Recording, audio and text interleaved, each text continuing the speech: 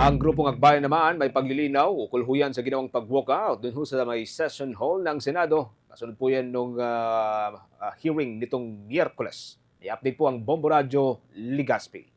Nilinaw ng isang progresibong grupo na lumabas sila ng Senate Session Hall na may thumbs down sign habang ipinaliwanag ng mga senador ang kanilang mga boto sa desisyong i-archive ang impeachment case laban kay Vice President Sara Duterte. Ayon kay Akbayan President Rafaela David sa panayam ng Bombo Radyo Ligaspi na nakakadismaya ang desisyon ng Senado na sa halip na pumanig sa katotohanan ay gusto pa nilang ipawalang sala ang bise sa kanyang mga kasalanan. Makikitaan niya ang legal gymnastics ng mga senador para mabaluktot ang batas at ma-exempt ang isang opisyal ng gobyerno sa kanyang mga responsibilidad.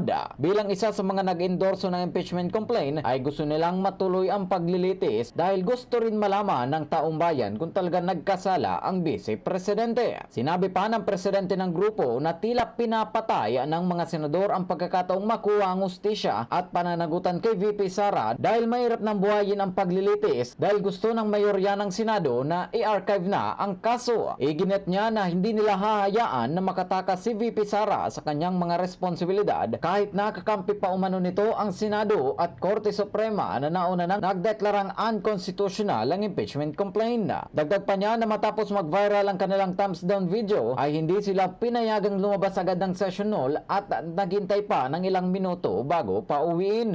Binigyan din ni David na bilang mga Filipino habang buhay nilang aalalahanin kung sino ang 11 na mga senador na nagdesisyon na pumanig kay VP Sara at piniling isara ang pito ng hustisya. So sabi namin, bakit naman kami ayaw paalisin? Nag-walk out na nga kami. So kung pinaalis ba nila kami? Ayaw nga kami palabasin eh. We did that, walk out and thumbs down as a sign of our principled indignation. Kasi kung harap-harapan na, nakikita natin nila pa tayo, aba, parang nalig pa nga yung ginawa namin pag-thumbs down. Kung ang harap naman ay yung pagbaluktot ng batas natin.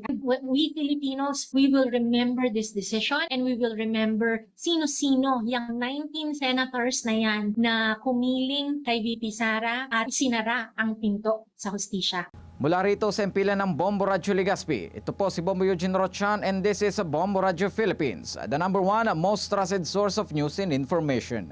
Basta Radyo, Bombo! For the most trusted source of news and information, visit our website at www.bomboradio.com. Follow us on Bombo Radio mobile app, Facebook, YouTube, TikTok, and X, formerly Twitter. Like, share, and stay connected. Anytime, anywhere.